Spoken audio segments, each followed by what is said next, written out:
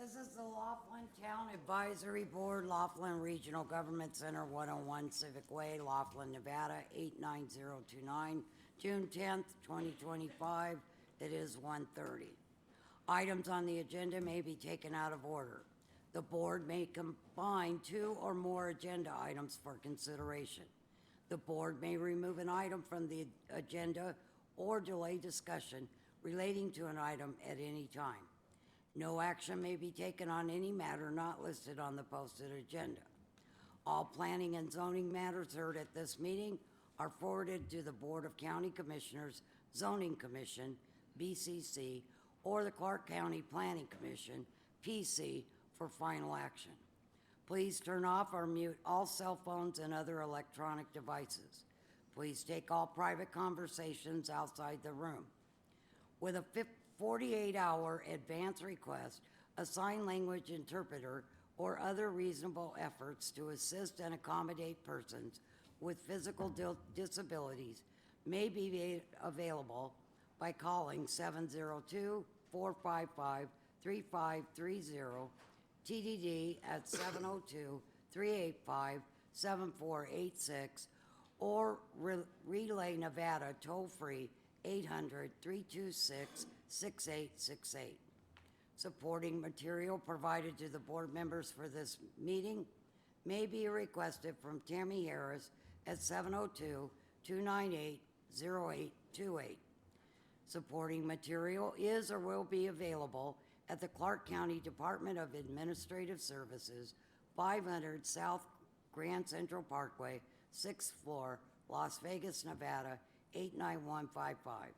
Supporting material is or will be available at the county's website at clarkcounty.nevada.gov/Laughlin TAB. At this time, I will call roll. Pamela Walker, I'm here. Kathy Oakes. Here. Bradley Beck. Here. Fred Doak. Here. Kathleen Haas. Here. Our secretary, Tammy Harris, can be reached at 702-298-0828 or tammy.harris@clarkcountynevada.gov.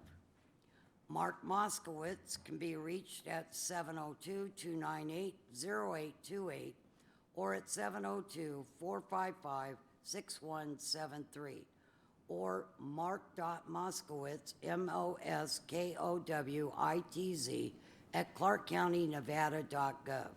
This time I'll call the meeting to order. We would do the Pledge of Allegiance, followed by the invocation by Mike Willis. Fred, do you want to lead us? I pledge Allegiance to the flag of the United States of America and to the republic for which it stands, one nation, under God, indivisible, with liberty and justice for all.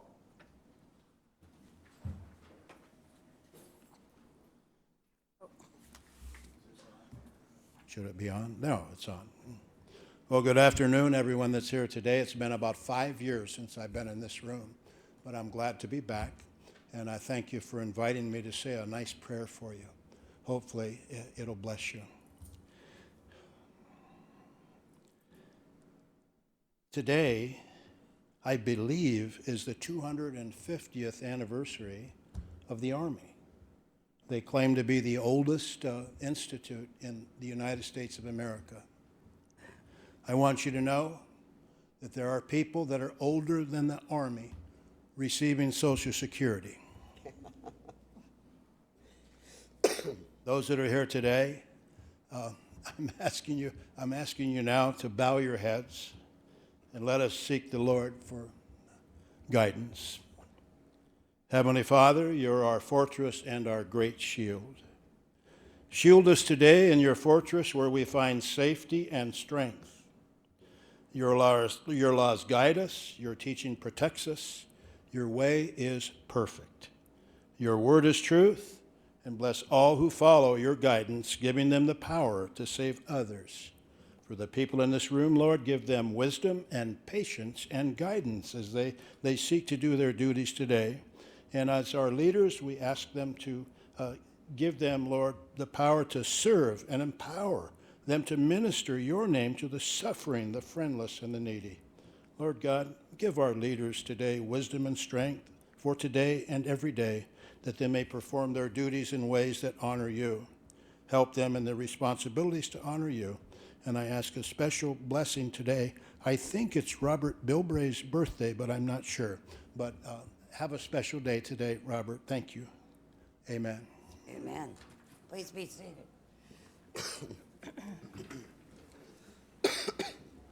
This is a time of public comment. This is a period devoted to comments by the general public about items on this agenda.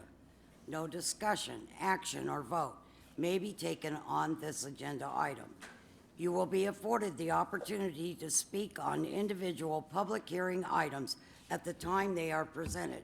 If you wish to speak to the board about items within its jurisdiction, but not appearing on this agenda, you must wait until the comments by the general public period listed at the end of this agenda. Comments will be limited to 3 minutes. Please step up to the speaker's podium. If applicable, clearly state your name and address, and please spell your last name for the record. If any member of the board wishes to extend the length of a presentation, this will be done by the chairperson or the board by majority vote. Seeing as we have no one coming up, I will combine item 3 and 4, approval of the minutes for May 13th, 2025, and approval of the minutes for May 27th, 2025. Madam Chair, I'll make a motion to approve the minutes for the 2 May meetings. I second it. Any discussion? All in favor? Aye. Aye. Receive a report and updates from South County Liaison Mark Moskowitz on the, what I miss? Oh, approval, sorry about that. Item 5, approval of the agenda for June 10th, 2025. Hold, combine, or delete any items. Madam Chair, I'll make a motion to approve today's agenda as listed. Second. Any discussion? All in favor? Aye. Thank you. Thank you for catching that. Sorry. Receive a report and updates from the South County Liaison Mark Moskowitz on the Las Vegas Convention and Visitors Authority 2024 Laughlin Visitors Profile Study and any other updates from Clark County. Mark? Thank you, Chair. If we'll bring up that presentation. Every 2 years, the Las Vegas Convention and Visitors Authority does a Laughlin Visitor Profile Study, and they just released the facts and everything. It's a large 45-page report. If anyone would like one, I'll show you the website at the end, or you can always reach out to our office. But I just want to highlight a few things. It's really great that they are continuing to do these surveys to find out what tourists are feeling, what locals are feeling, how we're doing overall. So I know there's a lot on the screen right there. The main takeaway from that executive summary is that compared to before COVID-19 pandemic, in 2024, Laughlin visitors were younger and higher educated, achievement and income levels. So we're seeing younger visitors, higher income coming, larger parties coming. Strong satisfaction, that was big throughout the whole report, is about 98% of the visitors truly love Laughlin and want to come back. We're seeing people that are wanting to come back after their visits, so that's a big thing. Majority of the visits are for vacation and pleasure. We're seeing larger travel parties. Visitors are spending a little less, but it's minimal. I mean, it's like $5, $10, so it's not something that's huge. That is a little bit less. Gaming remains strong. 92% of visitors wanted to gamble, and 1 in 5 said gambling is the main reason for their visit. And visitors are actually coming from Las Vegas, so that's showing that people want that. Sometimes on the Strip, it's very congested. There's charging for parking. It's hard to get in and out, and they want that ease to come down here and have that same experience. So, I mean, like I said, more educated and higher incomes as well. And this study was done between January and December of 2024, and they did about 1,200 people. They interviewed through that 12 months, about 100 every month. So a good amount of people, and these were they would send emails or catch people or ask them how their visit were. And I want to go through some of the slides. So the big take homes, I mean, what's really interesting to see is people aren't just like popping in a Laughlin. They're actually planning to come here. So they're making their reservations well in advance. Not while they're on the route or while they get here, they're like, oh, let's stay the night. So that's a big thing. What's another one, the one below in the orange, is that Laughlin is actually not part of a bigger trip. A lot of people are coming just to come to Laughlin. So, and that's about 90% for the 2024. So that's really good that people aren't like, well, let's go here and then maybe pop in a Laughlin. So that's helping. A lot of visitors are just wanting to come back. They've gotten a really good experience. They've really enjoyed it. So they're repeat visitors. As you can see, we've got 90% that are repeat visitors compared to 10%. So we're doing a really good job of promoting Laughlin and that. So this is another interesting fact on the top left. A lot of it is weekday travelers, which I think is good. That shows that we're really, I know in Las Vegas, they sometimes have a trouble filling the weekdays and not the weekends. So we're almost maybe helping to fix that issue or problem. A lot of people are staying in hotels. There's not a lot of people that are staying with friends and families. So I think our casinos are really enjoying that. That's 97% for the 2024 at hotels. Friends and relatives, 3%, and actually 2% to 0 is RV park. So they're really utilizing our hotels. And then, as I said, people are gambling for about almost 3 hours. So, and 92% of people are gambling. This one is great to see is that we got 86% that people want to return to Laughlin. So it shows that we're welcoming the community, we're welcoming our tourists, we're showing them what we have to offer, and they're wanting to come back. So it's not like a one-time visit. And I think, as everyone in the room knows, we have so much to offer, not just the hotels and casinos. We've got the river, we've got anything you think of. We've got states that are, 5 minutes away and 2 hours away if you want to go see other things. So there's a lot going on. And you can see the expectations and satisfaction is 98%, which is huge. And people said that their trip always met their expectations. So we're really happy to see all these statistics come out. I really appreciate the LVCVA and Commissioner Knaft and his team getting all this information. If anyone's looking to get this report, like I said, contact our office. We can print you one. You can also go to lvcva.com and then just search 2024 Laughlin Visitor Profile Study, and you'll get to a site here, and you'll be able to download the whole document. But like I said, let us know if you'd like one. It's a really good, thorough document. It shows how much the Convention Visitors Authority focuses on Laughlin and how much they care and what they're doing to let everyone know what we can improve on too. So, but overall, reading through it, I mean, it's a really good report, and it's showing that we're continuing to recover from the COVID-19, and we're meeting our pre-pandemic numbers, which I think is great. So, with that, that'll end that report. And then one last thing I want to mention, I know we're getting into summer season. I know it's starting to get very hot. Yesterday and today, our cooling stations are open. Here in Laughlin, we've got the American Legion, the Colorado River Food Bank. You can always go to the library and the community center during business hours. Please keep an eye on your neighbors, your friends, bring your pets inside. There is flyers on the back that have all the cooling stations locations, so if you're not in Laughlin, somewhere else, please use those, because we don't want people to suffer. We're hitting the stride of it. I know I was talking to a few people. We're going to be in the 110s plus probably till October. So please take it seriously. Please hydrate, and let us know if you have any questions or any concerns. So, and with that, that ends my report. Thank you. Receive an awards presentation from the Laughlin Rotary to honor a first responder for their dedication and contributions to the Laughlin community. Hello, Board. Good afternoon. My name is Jackie Wallen. Today, right this moment, I'm representing the Laughlin Rotary Club. You'd be happy to know that we're up to 15 members now. We're getting kind of excited. That just means we can do more. You have 3 representing today. Fred. Anybody else here? Renee. Is there anybody else here?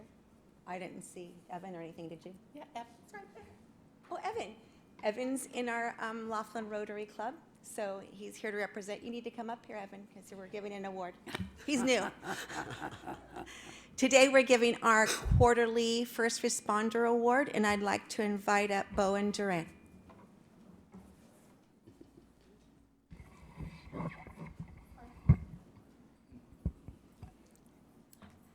Come on over here. Thank you. Are you taking pictures for Jill? Thank you. Jill had a flat tire on her way over. She's kind of disappointed she couldn't be here. It is with great pride that the Laughlin Rotary Club presents our First Responder of the Quarter Award for the first quarter of 2025 to a team whose service on the Colorado River is nothing short of life-saving, water rescue and safety, proudly known as WRS. WRS began as a specialized team of swift water rescue lifeguards, professionals uniquely trained to operate in the powerful, unprecedented, and fast-moving conditions of our river environments. Their early efforts supporting the Bullhead City River Regatta demonstrated the critical value of highly skilled aquatic responders who do not only understand the dynamics of water, but who also know how to act swiftly and decisively under the pressures. Recognizing the growing need for year-round river safety, WRS formalized its operations in 2019 by partnering with the City of Bullhead City and the Laughlin Township, securing a contract to patrol a vital 7-mile stretch of the Colorado River Davis Dam to Rotary Park. Their role quickly expanded beyond seasonal support to comprehensive presence that now includes lifeguard, EMTs, on-rescue watercraft, patrol boat deckhands, and beach safety ambassadors. These are not your average lifeguards. These are trained swift water professionals who specialize in high-risk aquatic environments capable of both proactive prevention and rapid rescue. Their work has dramatically improved safety outcomes, minimalized emergency responses, and saved countless lives. In recognition of their critical service and to support their continued presence in our region, the Laughlin Tourism Commission partnered with the City of Bullhead City to provide complimentary lodging for WRS personnel while they are stationed here.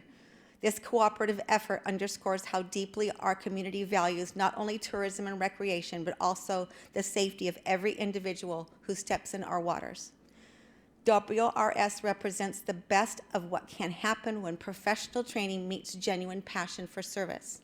Their model blends the accountability and coordination of public service with the innovation, flexibility, and rapid deployment of capabilities of private rescue organizations.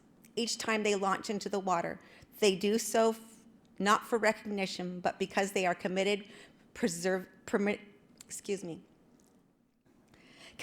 preserving life. They embody Rotary's guiding principle, service before self. As so today, with heartfelt appreciation and admiration, we are honored to present the First Responder of the Quarter Award for Q1 2025 to the brave, skilled, and deeply valued team of the Water Rescue Safety. Please join me in a round of applause and warm thank you to these remarkable swift water rescue lifeguards.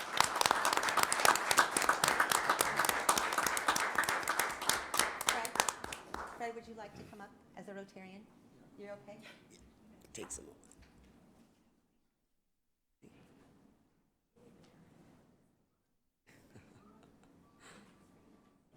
Thank you, Carrie. I'm so sorry. Walking backwards. Yeah, it's no one's thing, ever.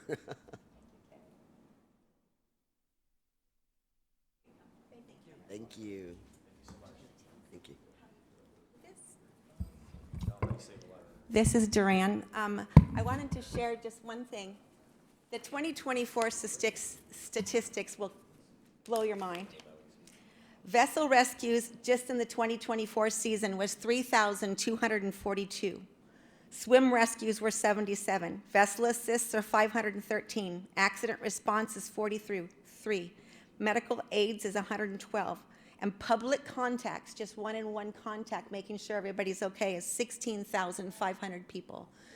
Those are people being reminded to wear their life vests, to stay in the swimming waters, to make sure they know how to operate their personal watercraft or whatever. These guys are skilled swift water rescue, and I watch them all the time when I'm on the river. And they're not the only ones. There are regular people that are just out there, and they know the swift water rescue risk, and they all work together. Duran, would you like to tell them who you are? Yeah, absolutely. I'm one of the owners of Water Rescue and Safety. My name's Duran. Most of our lifeguards that come out here, we come from an ocean lifeguarding background. And we've also been training some local lifeguards here to work on the patrol boats as deckhands. As ocean lifeguards, we come with a higher skill set than your average pool lifeguard. come with EMS experience, rough water experience, as well as some diving as well. This is one of the most rewarding experiences that I've had. The community here, both on the Bullhead City side and the Laughlin side, we can tell that they really need the help and the education, but they're also very appreciative, which is something we're not seeing so much in California. The community here, they respect authority, and if we give some advisals, they take it on board, and we really see the change that's affecting, every day. So I appreciate all the support we've had from, Laughlin as well as Bullhead, and our goal is to, have a consistent presence over the coming years, and continue keeping this riverway safe. So I appreciate all your support. Thank you. And if you don't recognize Bo, he is the CEO for the Laughlin area, the Bullhead Area Chamber of Commerce, but he serves as a swiftwater rescue individual with WRS. So he's a local guy doing good with the people that Bullhead City has hired and that we house. So thank you so much. We really appreciate you.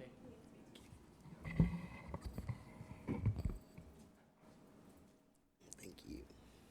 Receive a report from Lieutenant Rogers with Metro Police regarding activity and statistics during the past month and other area crime concerns. All right, Board. Good afternoon. Lieutenant Rogers here of Metro. Happy to be here. Just to add on to a couple of things with Mark's report, I do hear the same things from some of the stuff that I'm required to go to in Vegas. People love coming to Laughlin, as I deem it small town America or old school Vegas where you don't have to pay for parking. People actually really do appreciate that. And then also, too, I do want to give a shout out to Bob Bilbray. We already heard it was his birthday. 78 is what I'm understanding. He's a big fan, and to law enforcement, so we always appreciate his support. All right, getting down to statistics here. For May 2025, last month, we handled 346 calls for service, up about 7% from last year, from 323, so nothing super drastic. It is up a lot from April, and that's just kind of what I say is normal Laughlin. Like May is one of our busier months. People love coming here. The weather's nice. It's starting to warm up. It feels good to get into the river, and it's not 125 degrees outside. So people love the month of May is what we see here in law enforcement, but doesn't mean that we're too overly busy on our side of it. We like to see the casino super busy. We wrote 97 traffic tickets. We had 2 DUI arrests, 5 total arrests for domestic violence. And then our Tucker holding facility brought in 22 adult bookings through all law enforcement agencies that take advantage of our remote jail here. And then the school year came to an end, but we did have a couple calls for service there at the end of the year that we just like to keep tabs on that to work with Officer Dew at the Laughlin campus.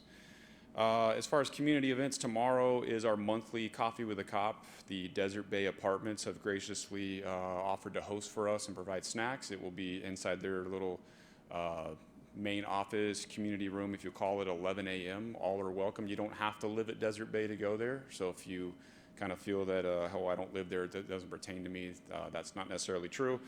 Feel free to stop, and there's usually ample parking. Just to put it on the calendar for next month, on July 9th will be one of our afternoon events that will kind of cater towards a lot of the children. That will be at 4:30 at the Laughlin Community Church. That will be our Cops and Cones, or Cops and Snow Cones. We still have our snow cone machine that was donated to us, and either through the church or, as I mentioned earlier, Mr. Bilbray donates ice to us for that too. Then we can make snow cones for the kids, and there's plenty. And you don't have to be a kid to come, so I expect everybody in the room to come enjoy a snow cone in the afternoon. And if you haven't been inside the church, they have that large community room that's very, very nice and to host everybody. A few weeks ago, we did our blood drive, which is, as the American Heart Association and Red Cross says, it's one of their events that actually sells out in advance. So they just want to put it on everyone's calendar. July 23rd is the next day to donate blood here in this room. And you can get on their app or their website or call them to make an appointment. I recommend doing that because it does sell out, as I say. I mean, it doesn't obviously cost any money, but all the reservations get booked out, and then they don't have the ability to take people on a walk-in basis. So if you're able to and willing, then we'll love to see you on July 23rd here in this room to donate blood. And that's all I got. Any questions from the board or anything? Any questions? No? Thank you. Okay, thank you. Everyone have a good day.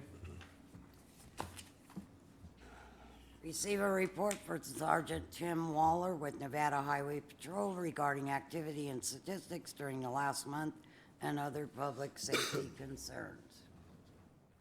Good afternoon. My name is Tim Waller, Sergeant, Nevada Highway Patrol, Laughlin Searchlight. For the month of May, we had 503 traffic stops, resulting in 473 citations.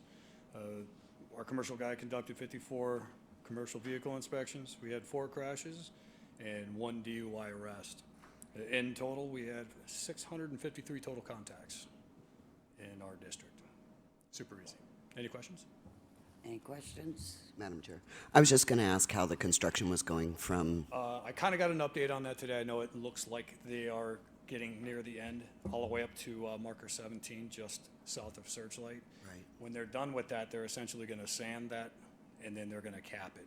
So they're going to be a couple more months. Okay. And obviously, since from marker 37 all the way up to 17, it's quite a long distance where you're down to 1 lane with reduced speeds. right, So they do have us contracted. They generally have 2 of our guys on right. scene with them, and so we're going to continue doing that for the next. So pretty much through September, you think? They originally said November, but I talked to them today. They're hoping they're going to be probably done in October, but that can change. That's going to depend on how much monsoon rain we get this year and so on. So, Okay, but that's the latest update.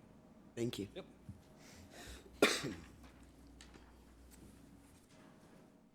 Receive a report from Clark County Fire Department regarding calls for service during the past month and other fire prevention issues.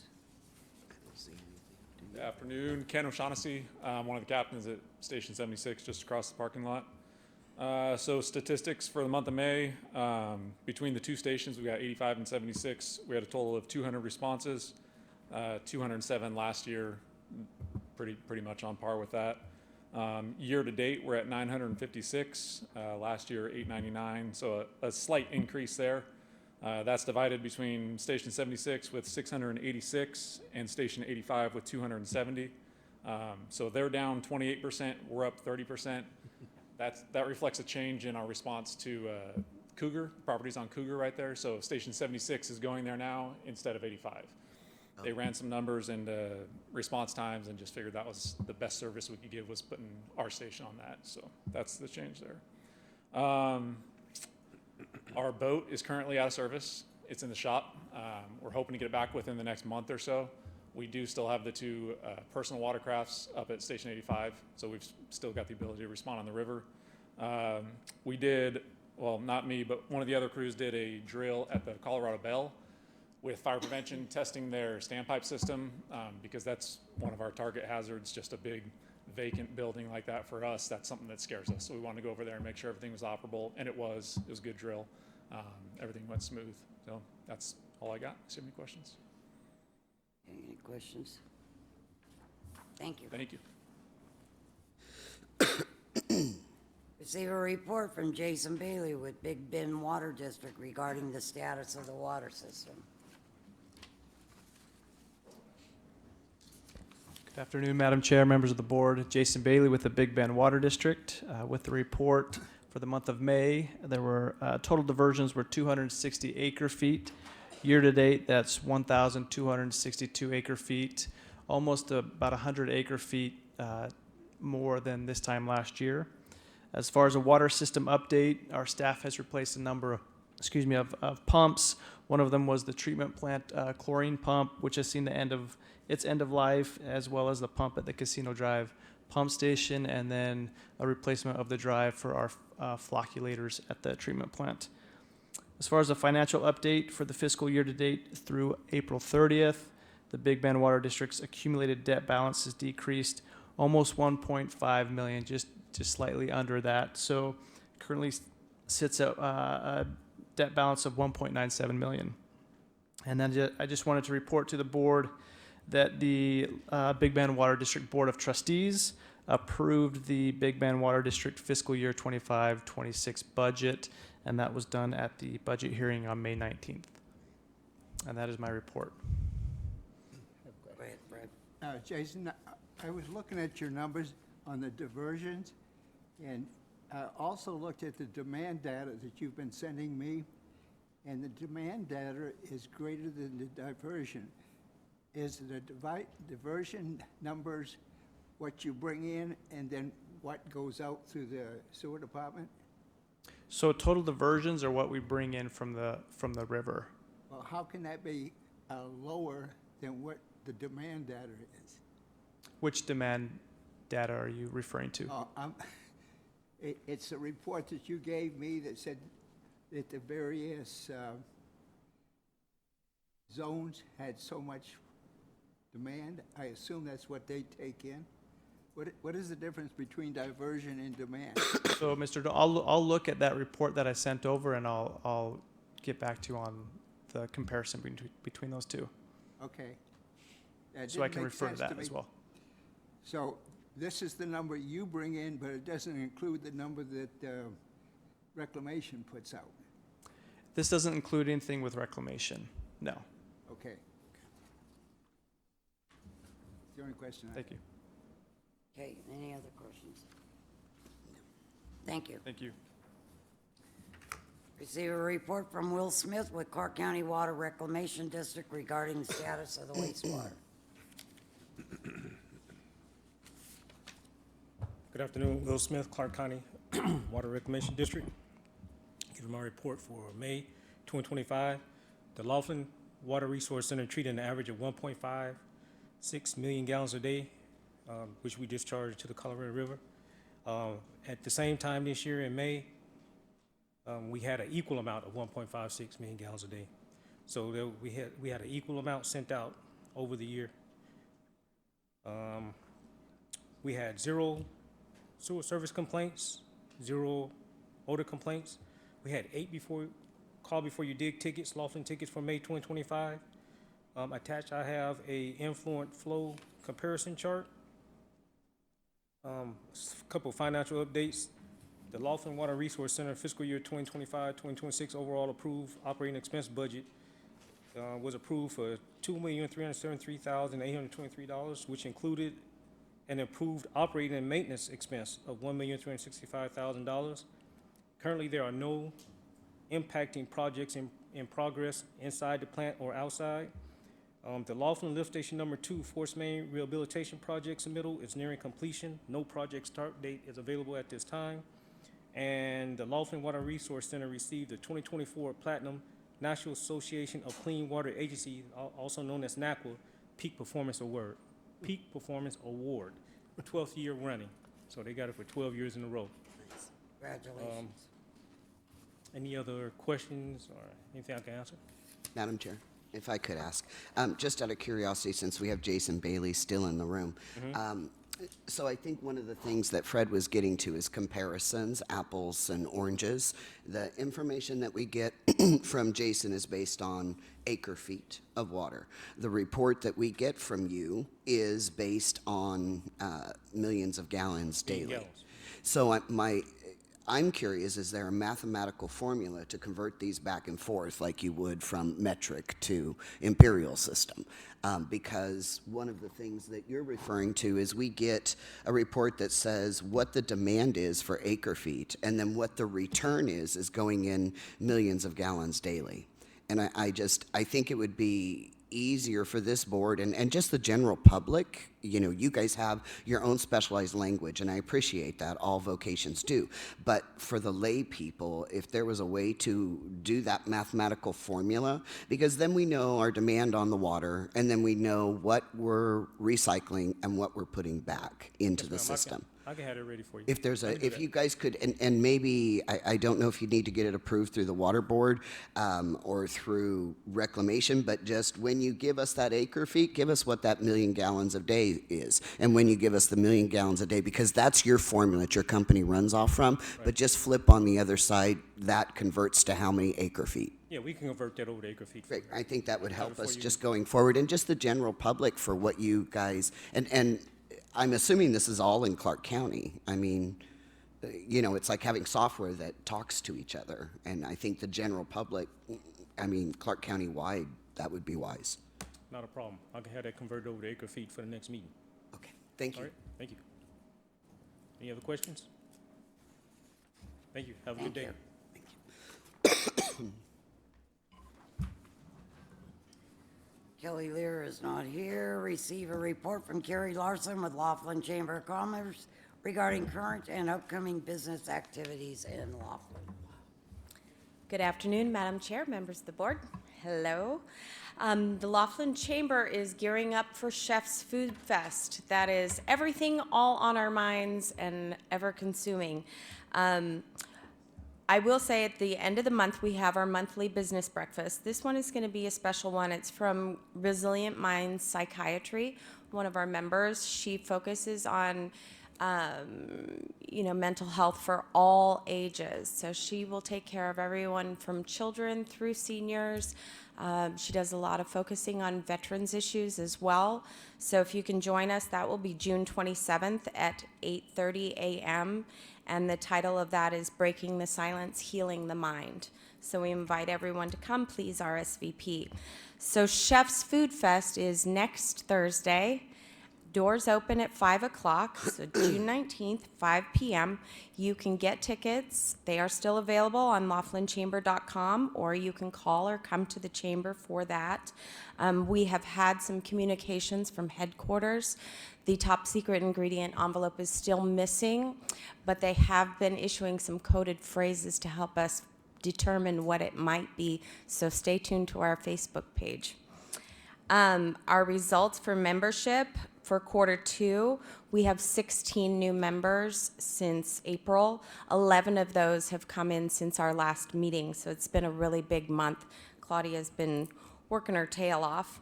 Our VIPs still continue to volunteer throughout the community, with 2 more concerts being announced, and Rockets Over the River. There are plenty of opportunities for VIPs to volunteer, so please sign up if you'd like to. The agenda has Sue's email, or again, you can call the chamber. Claudia now has her notary stamp back from the state. Woohoo! 6 months. So luckily we had some help from Clark County on that, and that is much appreciated. It is still only by appointment. She is out in the community a lot these days, so please call ahead. And then other than that, our big announcement regarding the bridge and Highway 163, AB 110 passed unanimously in both the Assembly and the Senate, and the governor has signed it. Assemblywoman Gallant has submitted for a ceremonial signing, and so we're waiting to hear some word back on that, but that went swimmingly, and it will take effect October 1. So as of October 1, all roads lead to the river, and the bridge will be named after Don Laughlin officially. That is it for my report. Any questions? Okay, Well done. thank you. Thank you.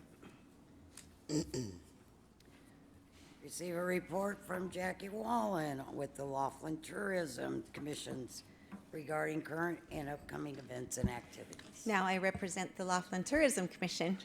For those who don't know, I report to the general managers of the resorts to perform my tasks.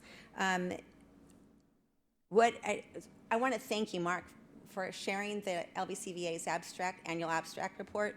It's a super important report for us.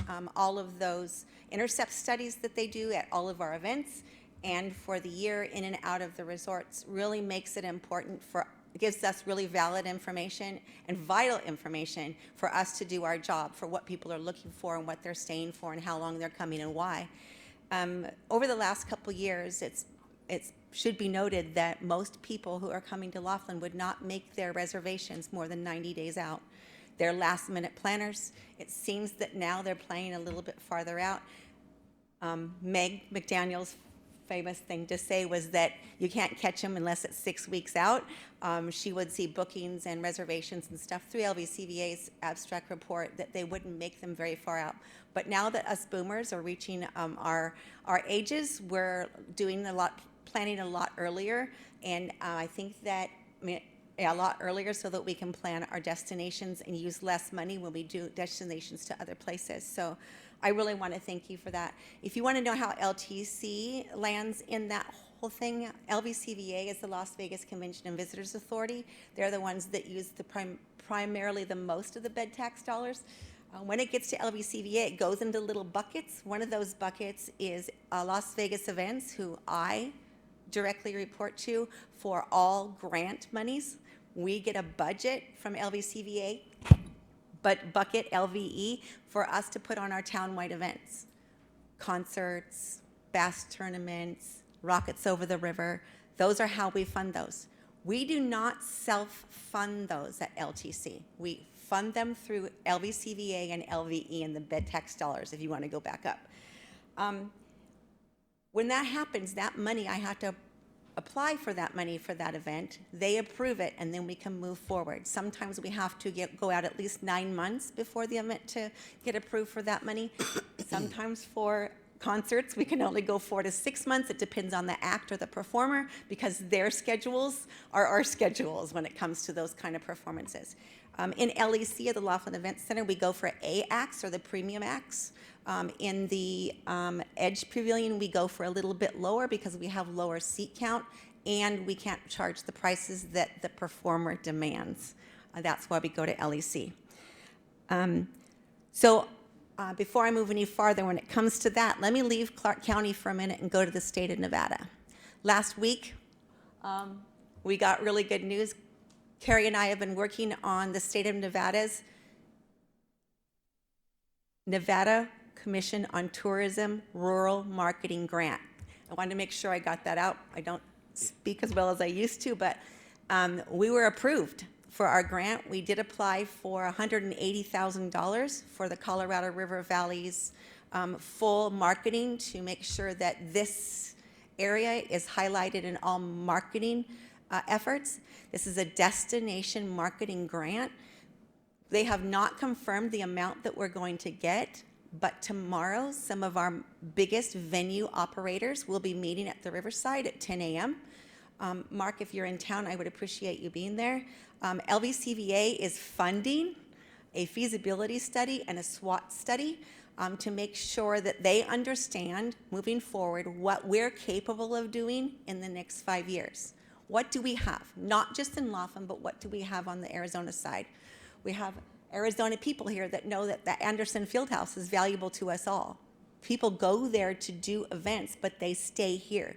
It's a plus for both of us. We have Catherine's Landing where we can do really large events, but Las Vegas and LVE and LVCVA don't understand the use of that and how close we are.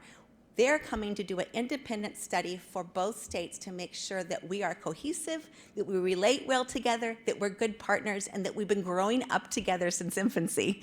We are a family here, and that we're one community, and I want them to understand that. So at 10 o'clock, we have a presentation by the Huddle Up group. That's the group that's coming to do the study. Then after that, we go on some tours. Of course, we're going to go to IFP, our regional airport. We're going to go to Catherine's Landing. We'll go to Aniston Fieldhouse, Rotary Park, where we have the majority of those, what do we call them? Somethingcation, not tournication. Yeah, tournications. We call them tournications because everybody, no matter whether you're in a minor league, a children's league, an adult league, that's where everything happens. Baseball tournaments, soccer tournaments, and now Mojave Community College has a soccer team. So these are the kind of things that are growing here that we need to know happens on both sides of the river so we all benefit. Mainly we benefit from gaming and occupancy in the rooms, but if we can't get the people here, we can't share in that shared revenue and tax base. So that grant that we're getting, all that money that we are hopefully get approved, we want all of it, will go into destination marketing for sports tourism, entertainment tourism, adventure tourism, and river tourism. So all of those things come together and we will highlight everything we have. We'll tell you what those kind of efforts will look like later, but we want to celebrate right now that they've approved that grant, and we worked really hard on it, and it's beautiful, and they love us here, and they're really happy that the work that we did. Inside of that grant was the USA 250 birthday that comes July 4th, 2026. We told them that that's what we're going to do. We're trying to partner with Bullhead City. We're still in group meetings for that, committee meetings on that. Also, Davis Dam 75, that's coming up next year. That's the 75th birthday of Davis Dam and what it's done, not just in providing a future for all of us, but also in hydroelectricity generation.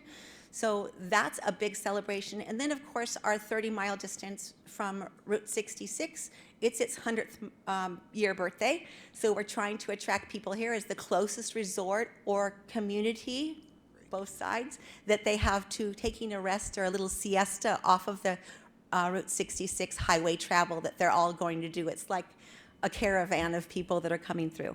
So those are the things that we're working on with that grant. Do you guys have any questions about that grant right now? Okay, you know I will keep you updated. Rockets Over the River, of course, is July 4th.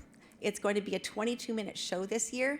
We were able to negotiate a little bit more rockets and a little bit more time. Murphy Broadcasting, again, is simulcasting and choreographing this with Zambelli Fireworks. And you'll be able to enjoy that with your radio sitting in your car if it's hot outside. And if you know, there are food trucks and lots of people doing tailgate parties and stuff all over the place to watch that. Get your space early on the Riverwalk, though, if you're going to do it in the shade on the Riverwalk. We have a townwide concert coming in September. That's Miranda Lambert. And we also have a fall townwide concert for the fall concert series of Jason Aldean. And that's on November 8th. I will stand for any questions if I haven't said enough already. Any questions? I have one. So Miranda Lambert, I mean, is she considered like an A-list Yes. celebrity? She's I still mean, drawing. So what are we talking, what does it cost to pay somebody like that? I can't divulge that information. It is performer by performer, and those prices for those tickets that we set are based on the performer's request. I can tell you that they're much higher than they've ever been post-COVID. Right after COVID, we could get away with paying a little bit less because those performers just wanted to get out and do something. It was very nice for us then, but now because their schedules are getting busier and busier, we're paying premium prices. For a really, really good act, you can look at somewhere around $1 million just for the performer. Wow. So if history is any sign of what's moving forward, excuse me, the Golden Entertainment Corporation that owns Laughlin Entertainment Center, LTC, provides them a sponsorship for the production of the show. Because we don't go into contract with the entertainer themselves, we cannot pay the entertainer. But we can help Golden Entertainment pay for the venue's expenses. Because we don't own a stage, we have to rent it. Audio, visual, everywhere has to be rented or contracted. So that's our donation from LTC. And that's out of the small budget that we get from the county or LVCVA, right? So anything that entertainer is requesting, Golden Entertainment has to make up somehow. And as of last year's fall series, concert series, Golden Entertainment was still going in the negative between $250,000 and $400,000 for every single act. Just because we don't have as many people showing up for the shows? No, Or? because we can't ask the ticket prices that you can in an enclosed environment in Las Vegas.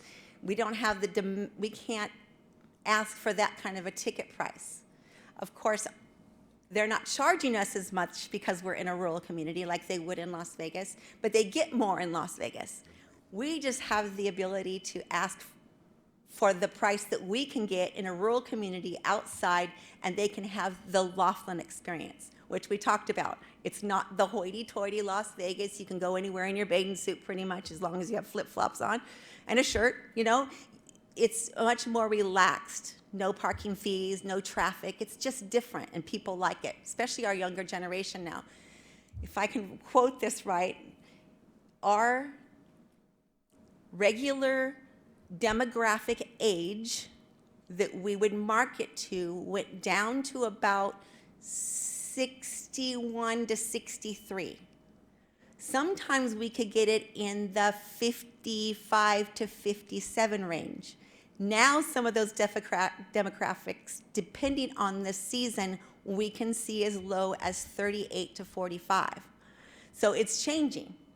We just have to keep up with the age wave. And because the boomer generation is growing much faster than any other generation in our history, at least in our recent history, it's really a lot to think about.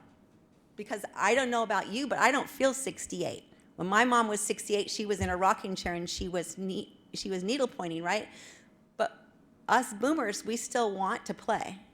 And I do a lot of playing. So the difference in the two generations just between me and my mom are changing.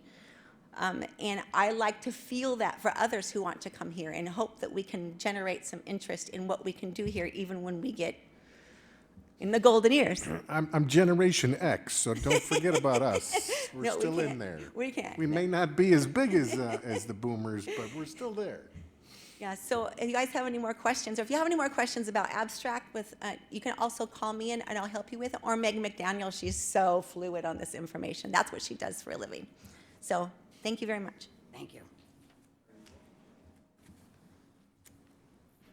Okay, planning and zoning. All right. UC 250374, Shipkey, I hope I'm saying this right, Aw and Baw, January 12, 1989, TR and Herrick Hal, TRS use permits for the following. 1, recreational and entertainment facility, outdoor dining, drinking and cooking.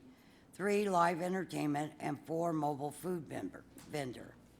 Waiver of development standards for the following.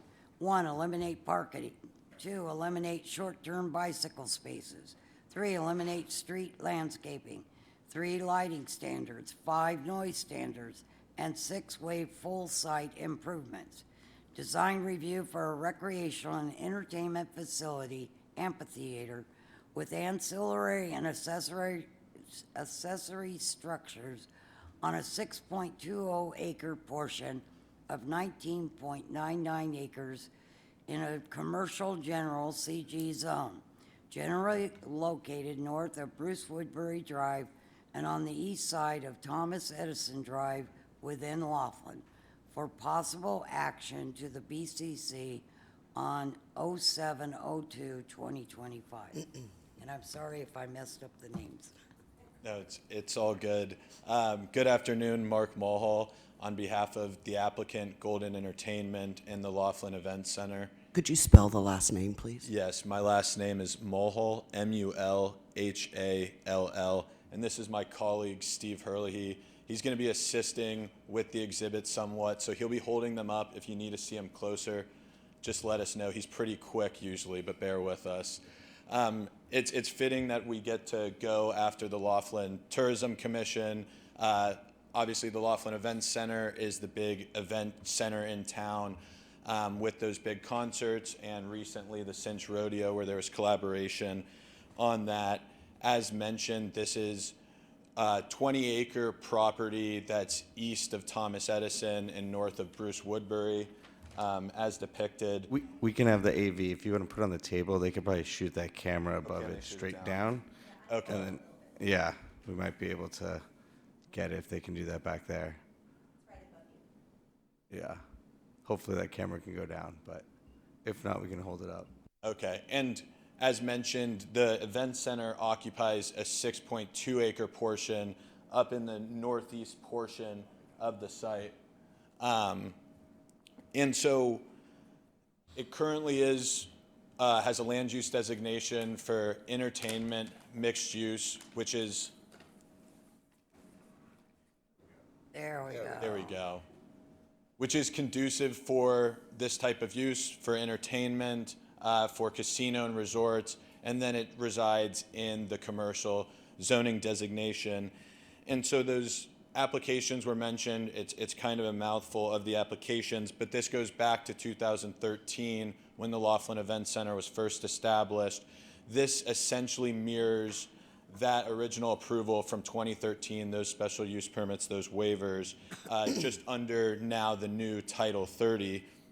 So I'll kind of just walk through each of those, explain why they're necessary, why we're coming back for them.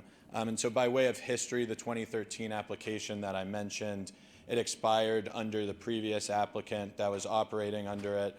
So we're just coming into compliance to allow the Laughlin Event Center to operate as is. Nothing is changing, and it's still going to provide those great events. As mentioned, Miranda Lambert, Jason Aldean coming up, and then there's been incredible events in the past with Brooks and Dunn, Leonard Skinner, Toby Keith, RIP.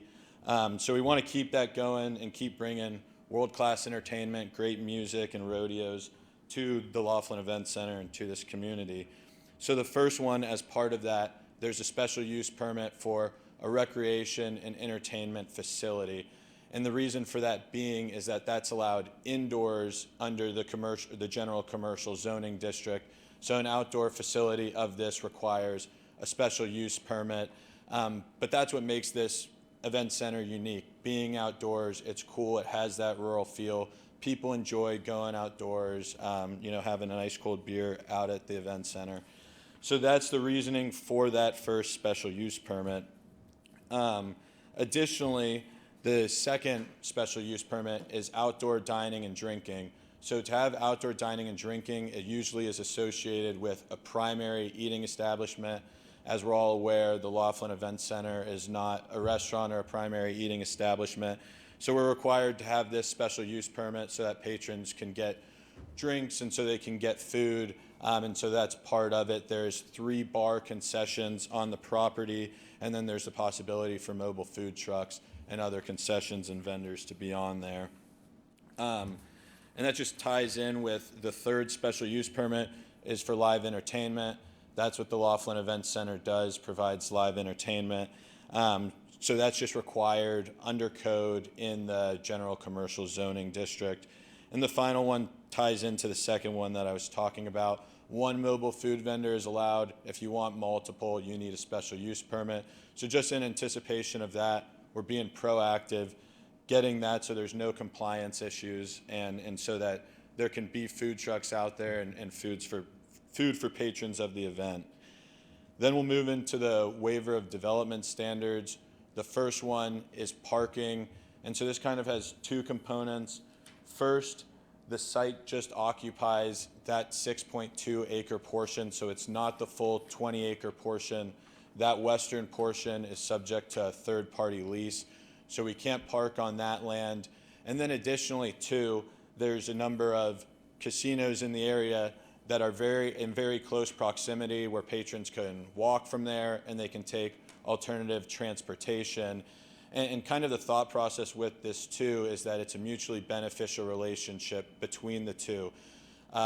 Patrons of the event center get to go park at the casino. We talked about how it's nice to get free parking, but then they can go in, they can dine there, they can have drinks, maybe gamble a little, and some people might decide too, hey, it'd be better off if I stayed here, or there's the people that are coming in and they've already planned their vacation, they're staying there, and they're walking over to the event center. So we'd like to keep the event center as is, as was previously approved. Parking was waived under that approval. Additionally, an additional waiver is waiving the landscaping requirements along the right-of-ways. We're really just, one, trying to keep it consistent with what we previously had. Additionally, we occupy that 6.2 acre portion that's up in the northeast, so we're not even right on the right-of-ways. And also, too, there's no development across the way at Thomas Edison or to the south at Bruce Woodbury, so we'd be kind of putting these trees where it's not really characteristic for the area. So we just kind of want to keep it as is, keep the character of the site. And then there's 2 waivers for lighting standards and for noise standards, and that kind of just comes with being an event center. We want, again, be proactive. There's no reason to get code enforcement and to get any code violations. So we're doing this in advance so we can be in compliance with noise and with the lighting and waive those requirements for the event center since we see that as fitting. Lastly, there's the waiver of off-site improvements along Thomas Edison Drive. And so it's just on Thomas Edison because in 2014 there's a separate waiver for Bruce Woodbury. And so that again goes back to the character of the area. There's nothing across the way on Thomas Edison. Two, if there's a sidewalk, it'd be a sidewalk to nowhere. And then that also abuts the third-party lease over there rather than the site itself. So we think that it's fitting to be able to waive those off-site improvements. Additionally, it'll keep it consistent with that waiver on Bruce Woodbury. And then lastly, there's the design review for the entire facility. And we'll show the site plan. And so this really is what the Laughlin Event Center is. There's the grand stage area, there's the seating and the grandstands, the bleachers, and so those are those metal bleachers, kind of that classic feel. And then there's restroom areas, as well as I mentioned, 3 bar concession areas. All of it is movable technically too, but this is the set floor plan. There's 11,600 seats available. There's also ADA seating in the middle and a couple other ADA seating options up closer to the stage to accommodate those folks so that they can be able to come out and enjoy the concert. But otherwise too, nothing's changing. So this is what you know and love, and we're keeping it the same. So the design review comes in and is the same as that previous application, and we appreciate staff's recommendation of approval on all but the waiver of the offsite improvements, and we know that Public Works appreciates their offsite improvements. So with that, that's the end of our presentation. I have a world of conversation. Sorry. I have a question for you guys. Yes. Do you guys actually offer shuttle buses from those casino parking lots to the Resorts actual do. venue? No, I mean, as she mentioned, a lot of our population, The My resorts do. apologies, Phyllis. Yes. there is, because I was going to say a lot of our population shuttles. is the boomer generation. So you might want to have a shuttle to take those people up that Right. little hill right there. Yeah. So not everyone has to walk over. Yeah, there's shuttle, and then obviously too, if people need to Uber or those options. But yeah, there is the shuttle option. Cool. Thanks. Madam Chair, if I may, we're going to be together for a little while. I'm sorry. I have a lot of history on this project. I've been on this board for over, I think, 24 years or something like that. So I'm going to take you gentlemen. First, I just need to clarify your role with the company. Are you developers? Are you part of the legal team for the Shipkey Trust? We're legal representatives of Golden Entertainment, of the applicant. We're outside counsel to. You're outside counsel to the Yes. Shipkey Trust or Not for not Golden? to the Shipkey Trust, to Golden. To Golden, Yes, okay. yes, All to right, the applicant. so let me just, from a historical standpoint, just to the Shipkey Trust, and I'm not sure if you can relay this, because obviously you deal with them on a regular basis. So in 2005, we started a casino enhancement process. We took it to the different property owners. They agreed to form an SID, which is Special Improvement District, for maintaining landscaping and beautification along Casino Drive. And so that was done. The Shipkey Trust did not respond to us at that time. However, the linear assessment did go forward. The SID did go forward. Part of the Shipkey Trust, if the public isn't aware, is also what we call Nevada-made marijuana. And that called for beautification and landscaping along that portion there, which has not been done. Now, I understand that's not Golden Entertainment. But when you came before this board in 2013 to approve the site, at that point, it wasn't, at that point, it was a temporary thing. And this board considered well all of the waivers that we granted because you guys were taking a risk. We had not had an event center like that. We very much wanted one. So we waived in that the lighting, the off-sites, the landscaping, those type of things because it was a risk. You guys were given a period of time, as these waivers always go with, and they expire, because if you made the investment, we didn't want you to make a bigger investment if it didn't go, because nobody knew at that point it was a new concept. So we gave you those waivers at that time.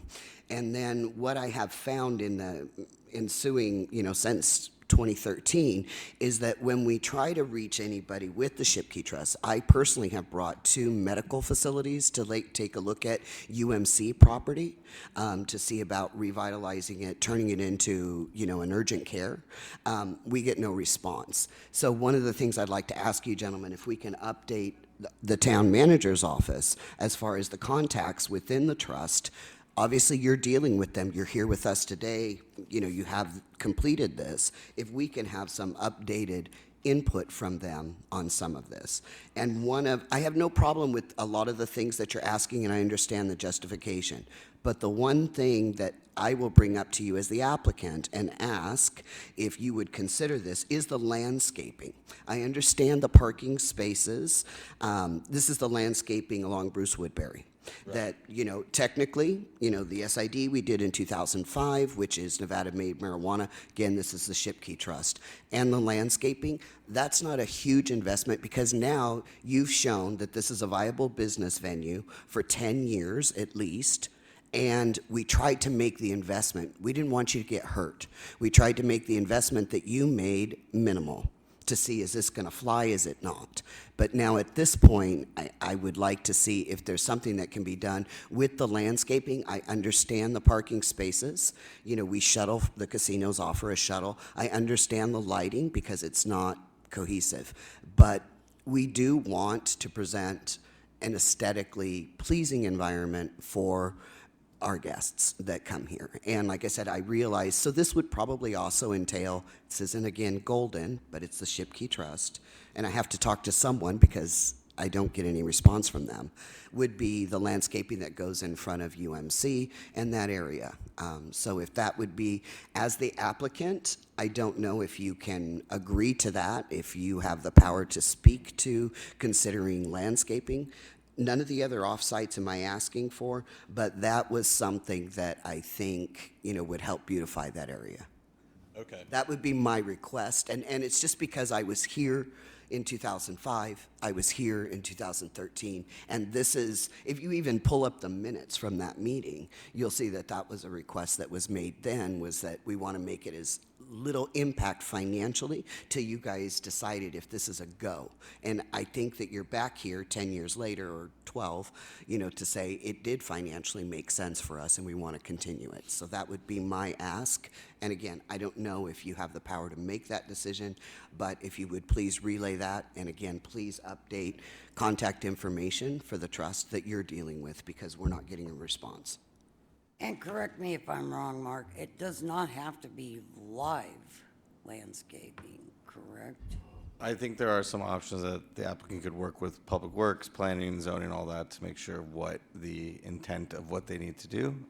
So, yes, I agree. They're on Casino Drive. They've got the nice metal sculptures. I mean, Yes. that's a minimal investment, requires no watering. So you're not talking a whole lot of money to put some kind of, even the metal sculpture. And weed abatement is a big issue too. There's a great deal, that's there. And I think your guests would appreciate it as well. Yeah, That attend the concerts. I think fair points, and I don't have the power to agree to that, but I think that potentially can definitely relay the information, and I think consider alternatives. I think just what code is exactly strictly asking for, the applicant doesn't want that of the strict trees, but potential alternatives, I think, is an opening, and then we can talk to Shipkey, and potentially there's some collaboration for the site as a whole. Yeah, there's always scale in, working a project for together. And I know, alternatives. Golden, you have your own landscape people within, Right. So I'll definitely relay the message and see if there's openings for alternatives and if there's something that we can submit that'll be acceptable to everyone. Did we have some comments?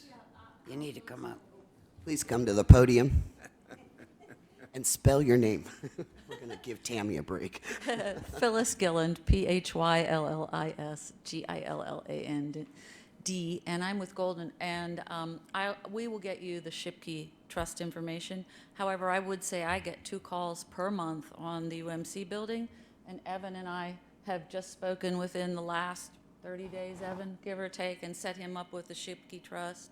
So happy to do that. And I know Evan was working with Warm Seat, so happy to do that. Yeah, I've tried forwarding them to you guys because I wasn't able to Yeah, get no, any that, response. well, you can call me anytime. So, and I'll get you my information. County has my information. And I know we've spoken before. I know, we have. We've So, worked with them as well. Yeah, so that'd be great. We'll happy to do that.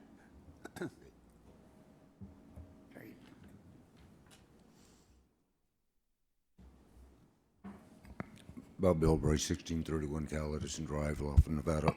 I'm here representing myself and also the Laughlin Economic Development Corporation. I think everybody's fully aware of the economic impacts of this facility over the last 13, 14 years. I thought they've run it incredibly well.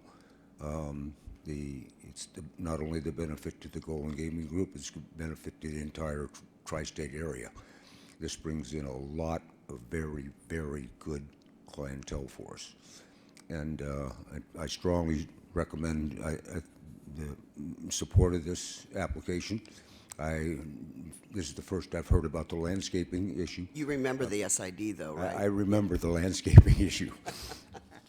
Guys that have birthdays today remember things that happened that long ago. It gets harder to remember. So, and they don't really wish they would remember those type of things. Yeah, obviously, we've been supported by Golden Gaming. The Shipke Trust is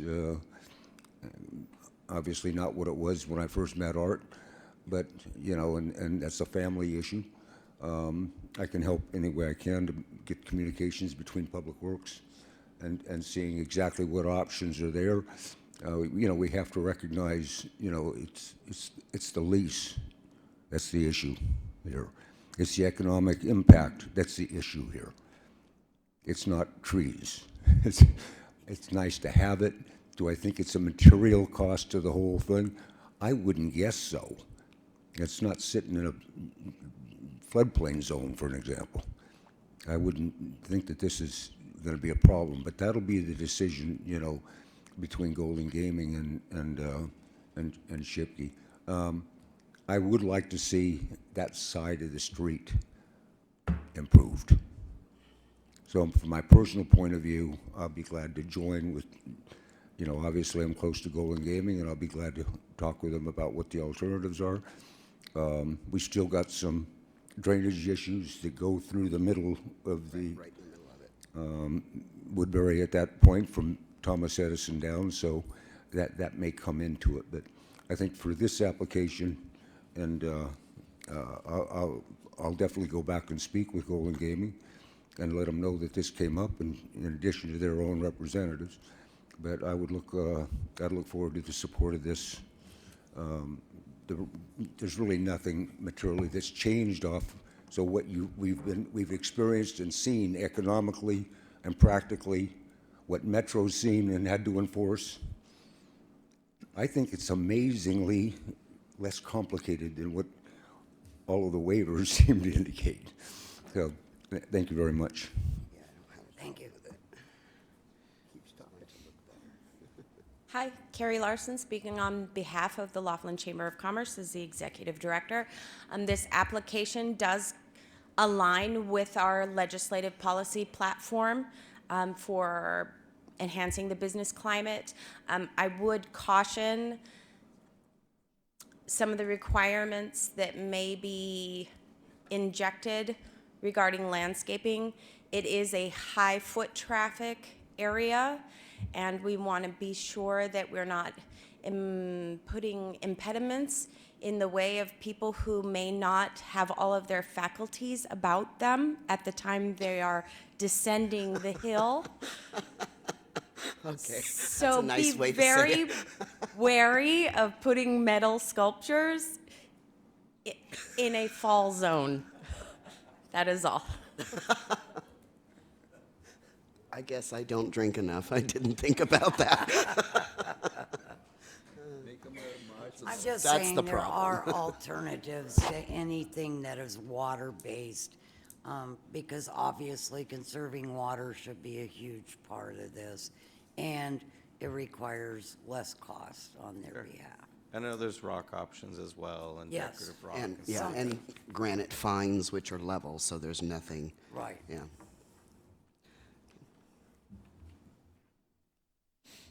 I don't think you have to be told how I feel about it. Yeah, yeah, LEC that's is job my- security. It's my baby. That's the only place that we can put that many people in, that kind of an act. And even though Golden has that lease and they present the act, our whole town depends on those boots hitting the ground so we can fight over them. So they're bringing the act in, but we're all sharing in the purchase of the tickets. We're all sharing in making sure occupancy goes up, and we're all making sure that people are comfortable and welcome in Laughlin. So I personally, and I think LTC would be very, very supportive of some zero-scape, as you're talking about, that doesn't take any irrigation, but may just be some rocks and boulders and some, even the fake kind of metal, whatever that they put in All there. enough they don't trip over when they've had a few. Right, but just on the outside, to show some attempt, yeah. Yeah. But, yeah, Simple. go, Title 30, go. Okay, any more discussion? I will entertain a motion, please. Madam Chair, I'll make the motion if you don't mind. I'll make a motion that we approve UC 250374, Shipkey AH and BA, January 12, 1989, TR and Herrick Howell Trust, use permits for the following: recreational and environmental facility, outdoor dining, drinking and cooking, live entertainment, and mobile food vendor, with waivers of development standards for the following: eliminate parking, eliminate short-term bicycle spaces, eliminate street landscaping, eliminate lighting standards, noise standards, and waive full off-site improvements, design review for a recreational and entertainment facility, amphitheater, and ancillary and accessory structures on a 6.20 acre portion of 19.99 acres in a GC, or correction, CG, commercial general zone, generally located north of Bruce Woodbury Drive on the east of Thomas Edison Drive within Laughlin, for possible action to the BCC on 7/2/2025. I second that. Okay, I have a second and a first. Any more discussion? All in favor? Aye. Aye. Aye. Okay. You have your approval from us, sir. Y'all have a great day. Thank you. All right, general business, none. Now is comments by the general public, a period devoted to comments by the general public about matters relevant to the board's jurisdiction will be held. No vote may be taken on a matter not listed on the posted agenda. Comments will be limited to 3 minutes. Please step up to the speaker's podium if applicable. Clearly state your name and address, and please spell your last name for the record. If any member of the board wishes to extend the length of a presentation, this will be done by the chairperson or the board, or by majority vote. Do we have anybody? Looks like we have a gentleman approaching. I'll go first. Mark has some. Yeah, Mark Okay. Moskowitz with Clark County. I just want to wish Bob Bilbray a happy birthday. I'm very happy that you came and celebrated birthday. here for your birthday, so happy birthday. God, I think he was 40 when I moved here. Good afternoon. Yeah. You got to take what we can get, you know.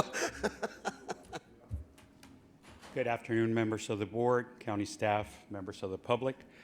My name is Luis Blancarte. Last name is Plancarte. I am with the Castle Mountain Mine. The address, business address is 980 American Pacific Drive, Suite 102, Henderson, Nevada. I am here representing the Castle Mountain Mine, which is a project owned by Equinox Gold. That's our larger holding corporation. And we are in the process of re-permitting what used to be the Viceroy mine. The Viceroy mine is roughly from Searchlight, 9 miles to the west over to Walking Box Ranch.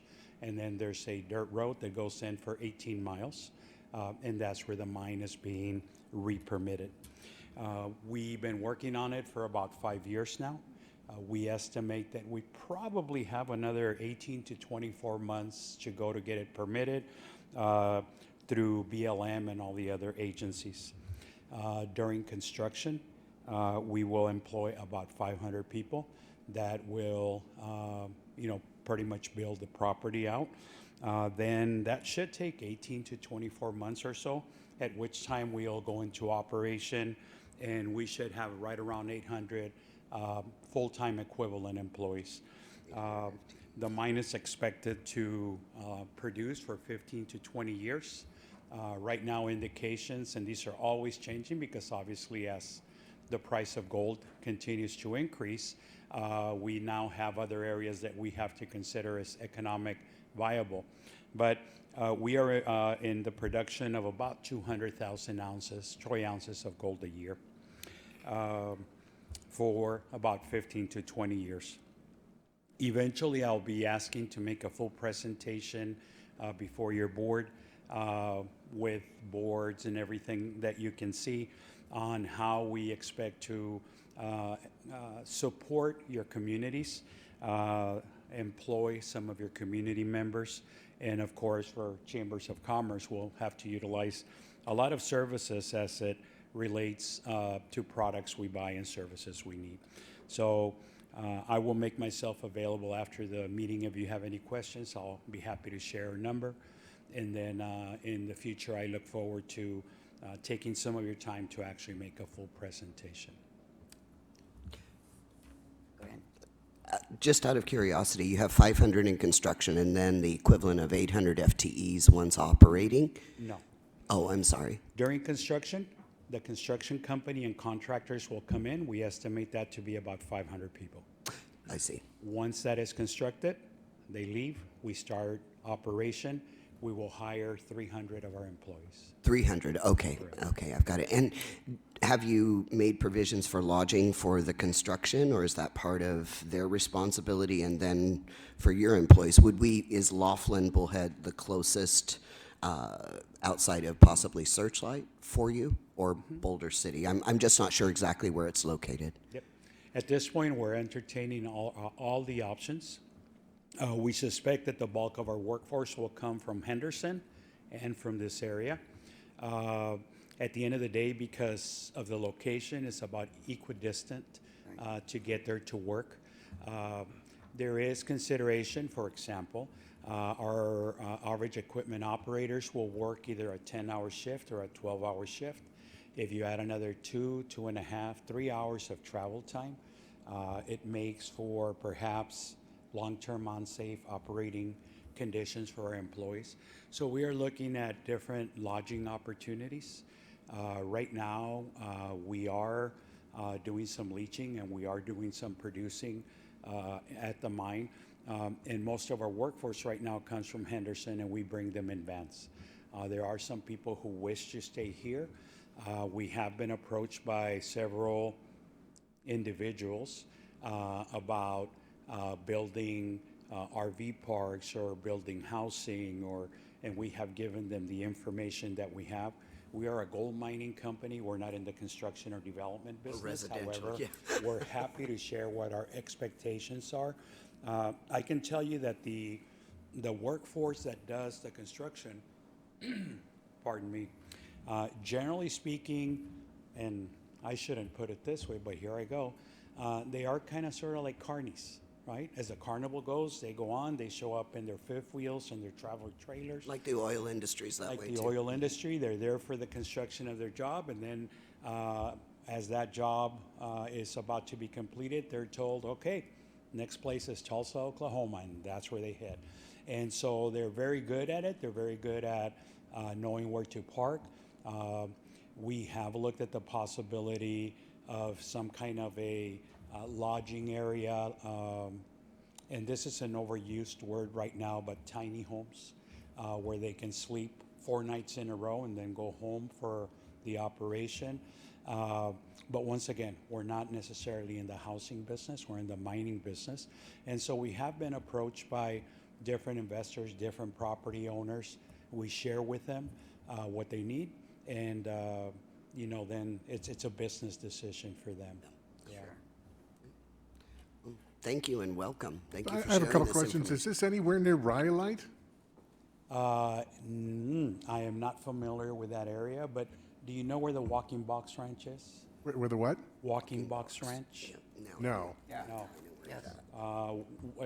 If you go to Searchlight, right where Denny's is, you turn left on 164. Walking Box Ranch is about 9 miles down the road on the south side of the road. And that road, as you go in, 18 miles later is the property out there. Now, is this a hard rock mining or is this an open pit? What kind of mining? Open pit mine, uh-huh. So how big would the open pit actually be? I don't know quite how to describe it to you, whether you want metric tons or whether you want yards, dimensions, but happy to share that information with you on everybody measures things or uses things to relate. For example, gold is produced or sold by troy ounces, and we often get asked, well, how many kilograms that is? Oh my gosh. Yeah. Because it doesn't get measured, but if you tell us how you relate to it, happy to share. Now, you should know that this is a mine that was shut down in the 90s. Oh, okay. And so we are re-permitting it, and there'll be really no additional disturbance other than the existing footprint that they had. One of the things that is taking us a little bit longer is that when they shut that mine down, they began the reclamation process. Every mine, when they start with a mining plan, they also have to have a reclamation process. What do you do at the end? Which they initiated. So they began to take out the water lines, the power lines. So we're in the process of reinstating rights of way and where that power is going to come from and that water and so on and so on. And so, but it is an existing property that produced for quite a few years. As a matter of fact, the Walking Box Ranch was their business office for a long time. That way people didn't have to drive 18 miles in. And eventually when the mine shut down, they went ahead and donated that to UNLV for their studies, which subsequently donated the Walking Box Ranch to a nonprofit, which now operates it and does tours. And it's got quite a history. You should maybe consider going out there one of these days, and especially on Saturdays when they have their tours and incredible history. I do have a question. If I remember correctly, that's a dirt road? That is correct. So is there any issues with the amount of traffic that's going to be on there, the dust, and are you going to pay? Dust mitigation type. Yeah. So there's a few things that I can share with you. We apply certain chemicals to the road that are approved by BLM. And our 18-mile road is 9 miles of California, 9 miles of Nevada.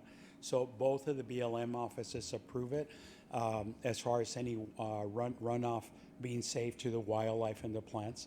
But that, in essence, keeps the dust from coming up. Second, we do carpool our employees in. We rented, made a contract with a local RV park there, and we rented parking where we leave our vans. So all our employees come in, they leave their vans in, their cars in, they jump in the van, and so instead of having 15 cars go in, we have one van go in.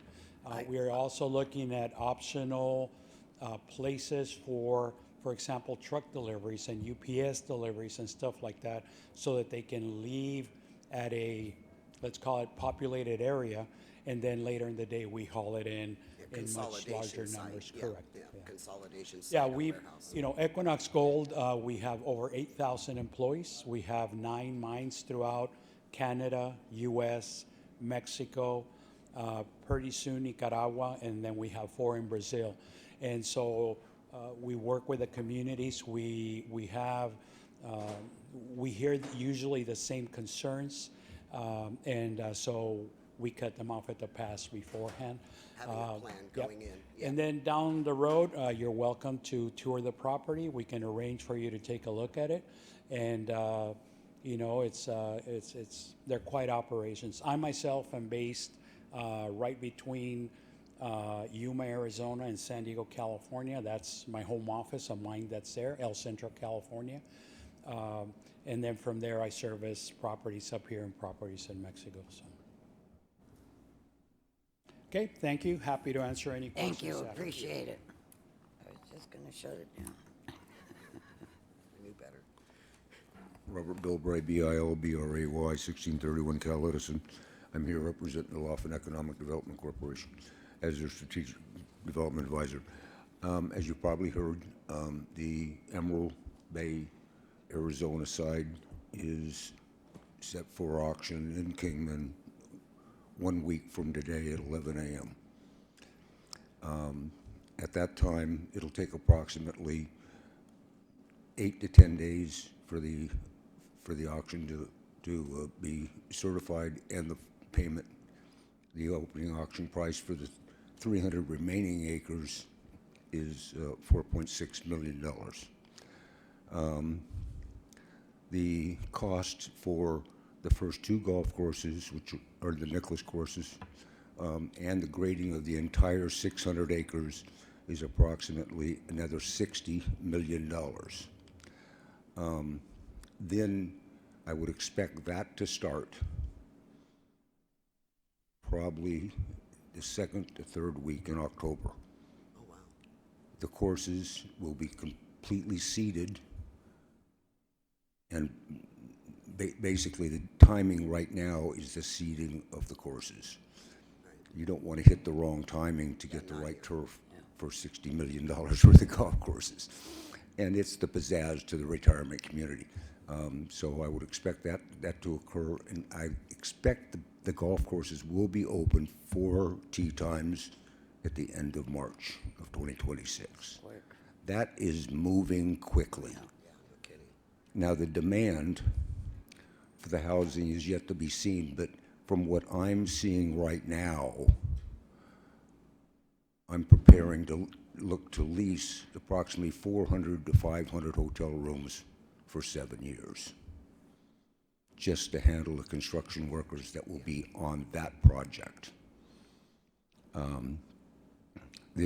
Like I said, I think it's probably best to notify the community by going back to the leadership speakers forums we used to have at the American Legion, inviting the community in to do that, have the speakers from the developer there, the golf course people there, and they very much are anxious to integrate inside the Laughlin and Arizona communities. They've done much better in integrating into Bullhead City and Mojave County. My guess is the permitting, I talked to the mayor, and the permitting and agenda and land use agendas for the Arizona side, he said would take less time than the time it took for me to dial the phone number. These homes are going to be between 2 and 4 million each. So it's really going to be something exciting. Now, my last conversations with county representatives, with Shawnee Coleman, was she wanted to wait until the auction took place. She's pretty much aware of what I just told you. Maybe not the exact timeline, but then the auction is going to have to be prepared. It's not going to be an easy preparation. That'll be an appraisal to it. Like I said, this would probably include most or all of the Fort Mojave development area, the full 5,100 acres. At this stage, I think we're probably, I don't know that S3 is going to be the only bidder. I can't guarantee they won't be. But I know there's a demand for it. We're talking about very wealthy people. We're talking about a Formula One racetrack. We're talking about 2 Tiger Woods golf courses. We're talking about medical facilities that are off the charts. And I'm saying a coordination between Scripps and Mayo Clinic. It's going to be a big part of the market. It's going to be retired professional athletes and the medical facilities to rehabilitate them and train them. My guess is the total sellout time in the project, based upon the demand I'm seeing, probably 5.5 to 6 years on both sides of the river. And this side of the river potentially could have 18 to 22,000 homes. We now have 3,500 homes. So, and it's not all California, by the way. the market's not all California, or it's Oregon, I probably get 17 phone calls a day from just Denver area. So that's pretty much what I know now. I think at this point, I'll try to come back and talk to the board. The media is going to be all over this, folks. I mean, the national media is going to be all over this.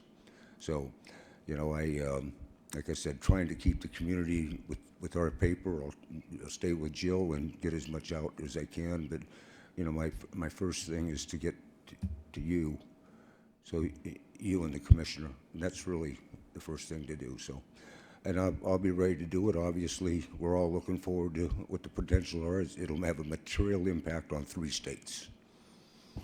There's just no, and I don't see anything right now. The school district donation agreement that held up 2 of the auctions has been finalized. And I've confirmed that with the mayor and the city manager and with the chairman of the Board of Supervisors in Mojave County. So that's out of the way. There's no more false starts, and there better not be, just because of the seating time on the golf courses. So anyway, I just wanted to bring that up, and I'll be communicating more with the commissioner and with Shawnee Coleman and with Mark's office as it progresses. It's going to move. You can tell with that timeline, it's going to move very fast. Okay? Thank you very much. Anyone else? Okay, next meeting is July 8th here at 1:30. Motion for adjournment. Madam Chair, I'll make a motion to adjourn. We adjourn. We are adjourned.